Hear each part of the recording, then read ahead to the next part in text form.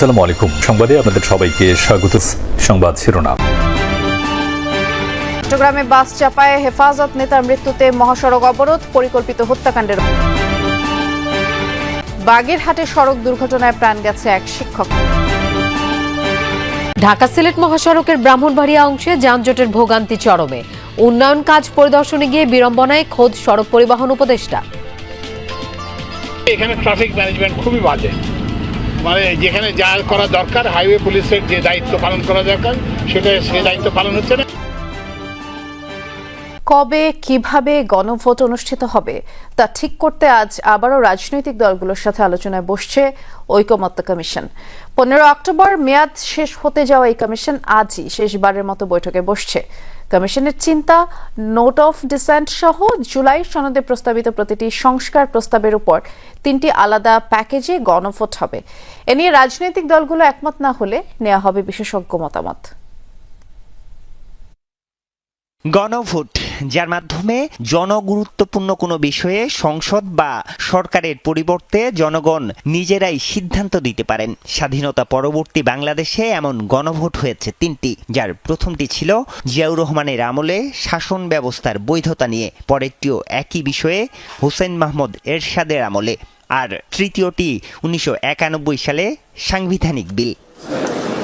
তবে এবারের প্রেক্ষাপট ভিন্ন। 5 আগস্ট পরবর্তী পরিস্থিতিতে গত 8 মাস ধরে জাতীয় ঐকমত্য কমিশনের আলোচনায় সংবিধান এবং সংবিধানের বাইরে 84টি বিষয়ে সংস্কারে একমত হয়েছে রাজনৈতিক দলগুলো, যার বৈধতা দিতেই গণভোটের কথা বলছে রাজনৈতিক দলগুলো। এখন প্রশ্ন হচ্ছে, কিভাবে হবে এই গণভোট? বিএনপি বলছে অধ্যাদেশ জারির মাধ্যমে গণভোট আয়োজনের কথা, আর জামায়াত ও এনসিপি চায় সাংবিধানিক আদেশ জারির মাধ্যমে। রাজনৈতিক দলগুলোর সাথে আলোচনায় সিদ্ধান্ত না হলে বিশেষজ্ঞদের মতামত নেবে ঐকমত্য কমিশন। তবে সংবিধান বিশেষজ্ঞরা বলছেন সাংবিধানিক আদেশ জারির আইনগত ভিত্তি নেই। গণভোটের জন্য আয়োজন সংক্রান্ত নির্বাচন কমিশনকে আয়োজন করতে হবে, সেই সংক্রান্ত হয়তো বা একটা অধ্যাদেশ জারি করতে হবে। সে ব্যাপারেও এখনো সুস্পষ্ট ঐক্যমত্যে পৌঁছা যায়নি। একটা রাষ্ট্রে তো দুরকম কনস্টিটিউশনাল প্রসেস থাকতে পারবে না, এটা আমাদেরকে বুঝতে হবে।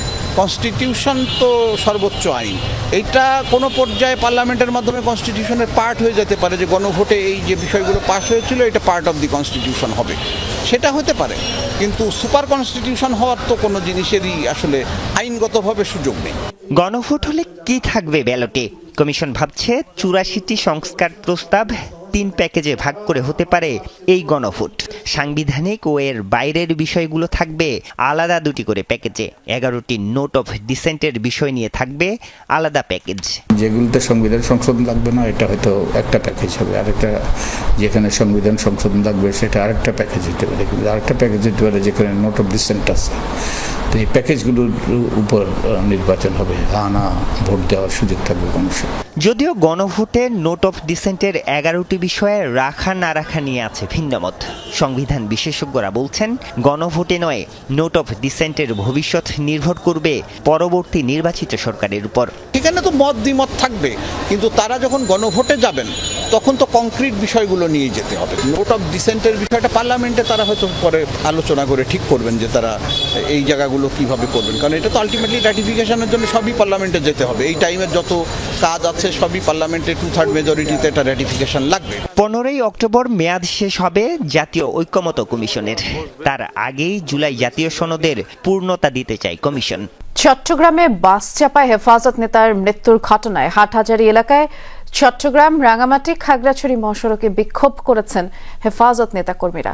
সকাল থেকে হাটহাজারী মাদ্রাসা ও কলেজ রোড এলাকার সড়কে অবস্থান নেয় বিক্ষোভকারীরা। এতে যান চলাচল বন্ধ হয়ে যায়, ভোগান্তিতে পড়েন যাত্রীরা। বিক্ষোভকারীদের অভিযোগ, হেফাজত ইসলাম বাংলাদেশের নির্বাহী সদস্য আল হিকমা মাদ্রাসার সাবেক মুহতামিম মাওলানা সোহেল চৌধুরীকে পরিকল্পিতভাবে বাস চাপা দিয়ে হত্যা করা হয়েছে। এ ঘটনায় জড়িতদের শাস্তির দাবিতে সড়কে অবস্থান নেয় তারা। পরে প্রশাসনের আশ্বাসে 4.5 ঘন্টা পর সড়ক থেকে সরে যান হেফাজত নেতা কর্মীরা। গতকাল বিকেলে রাউজান থেকে মোটরসাইকেলে হাটহাজারী যাওয়ার সময় বাস চাপায় সোহেল চৌধুরী মারা যান। ঘটনার পরে ঘাতক বাস জব্দ এবং চালককে আটক করে পুলিশ।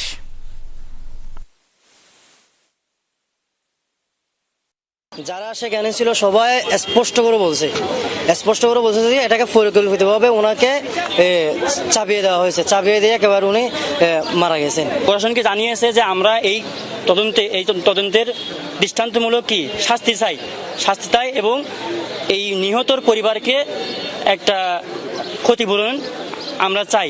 এদিকে বাগেরহাটে বাস চাপায় স্কুল শিক্ষক নিহতের প্রতিবাদে ঘণ্টাব্যাপী সড়ক অবরোধ করে বিক্ষোভ করেছে শিক্ষার্থীরা। সকালে সাইনবোর্ড বগি আঞ্চলিক মহাসড়কের মোল্লাবাড়ি এলাকায় ঘটনা ঘটে। আসাদুর রহমান দৈবজ্ঞহাটি বিশ্বেশ্বর বহুমুখী মাধ্যমিক বিদ্যালয়ের গণিতের সহকারী শিক্ষক ছিলেন। সকালে ঢাকামুখী দোলা পরিবহনের একটি বাসের চাপায় ঘটনাস্থলেই তার প্রাণ যায়। খবর পেয়ে বাস ভাঙচুর এবং রাস্তা অবরোধ করে বিদ্যালয়ের শিক্ষার্থীরা। এ সময় যান চলাচল বন্ধ হয়ে যায়। 1 ঘণ্টা পর সড়ক থেকে বিক্ষুব্ধরা সরে যায়। ইসরায়েলি বাহিনীর হাতে আটক বাংলাদেশি মানবাধিকার কর্মী শহীদুল আলমের বিষয়ে সরকারকে পদক্ষেপ নেওয়ার আহ্বান জানিয়েছেন বিএনপি মহাসচিব মির্জা ফখরুল ইসলাম আলমগীর। গাজা অভিমুখী কনসায়েন্সে নৌজাহান থেকে ইসরায়েলি বাহিনীর হাতে আটক হয়েছেন ধৃকের ব্যবস্থাপনা পরিচালক ও আলোকচিত্রী শহীদুল আলম। তার আটকের প্রতিবাদ জানিয়ে সামাজিক যোগাযোগ মাধ্যম ফেসবুকে বার্তা দিয়েছেন বিএনপি মহাসচিব মির্জা ফখরুল ইসলাম আলমগীর। দুপুরে শহীদুল আলমের বিষয়ে বার্তা দেন তিনি। পোস্টে মির্জা ফখরুল সরকারকে শহীদুল আলমের নিরাপদে বাংলাদেশে প্রত্যাবর্তন নিশ্চিত করার জন্য অবিলম্বে পদক্ষেপ নেওয়ার আহ্বান জানান। রাজধানীর মোহাম্মদপুর থানাধীন বেরিবাঁধ এলাকার বুড়িগঙ্গা ফিলিং স্টেশনে হামলা, ভাঙচুর ও লুটপাটের ঘটনা ঘটেছে। সিসি ক্যামেরা ফুটেজে দেখা গেছে শুক্রবার রাত 11টার দিকে 50 থেকে 60 জনের কিশোর গ্যাং গ্রুপ এই হামলা চালায়। লুটেরায় 7 লাখ টাকা সহ মূল্যবান জিনিসপত্র। হামলার নেতৃত্বে ছিল কিশোর গ্যাং লিডার রাফাত, মহিদুল, সাব্বির, কাউসার, টুটুল সহ কয়েকজন। আর পেছন থেকে তাদের মদত দিচ্ছে মোহাম্মদপুর ও আদাবরের একটি সন্ত্রাসী গ্রুপ। 3 অক্টোবর রাত 10:48 এভাবেই দল বেঁধে বেড়িবাঁধের বুড়িগঙ্গা ফিলিং স্টেশনে প্রবেশ করে 50 থেকে 60 জনের একটি দল। সবার মুখেই মাস্ক। ফিলিং স্টেশনে ঢুকেই প্রথমে বিদ্যুৎ লাইন ও সিসি ক্যামেরার সার্ভার বন্ধ করে দেয় সন্ত্রাসীরা। এরপর শুরু হয় তাণ্ডব। প্রায় 30 মিনিট ধরে চলে হামলা, ভাঙচুর, মারধর করা হয় স্টাফদের। এক পর্যায়ে পাম্প ম্যানেজারের রুমে ঢুকেও ভাঙচুর ও লুটপাট করে তারা। ক্যাশের ড্রয়ার ভেঙে লুটে নেয় 7 লাখ টাকা সহ মূল্যবান জিনিসপত্র। এদের কাজ হচ্ছে গিয়ে ডাকাতি, ছিনতাই এগুলো করা।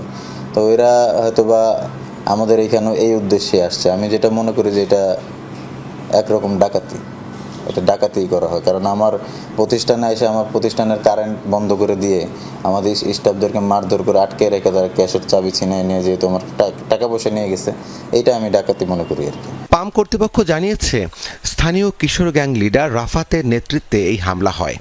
সাথে ছিল কাউসার, মহিদুল, সাব্বির, ইমন, টুটুল, হান্নান, মামুন সহ গ্যাংয়ের আরও বহু সদস্য। রাফাত, সাব্বির, কাউসার এদের একটা সংঘবদ্ধ চক্র, এদের সাথে আরো অন্যান্য অনেক লোক আছে।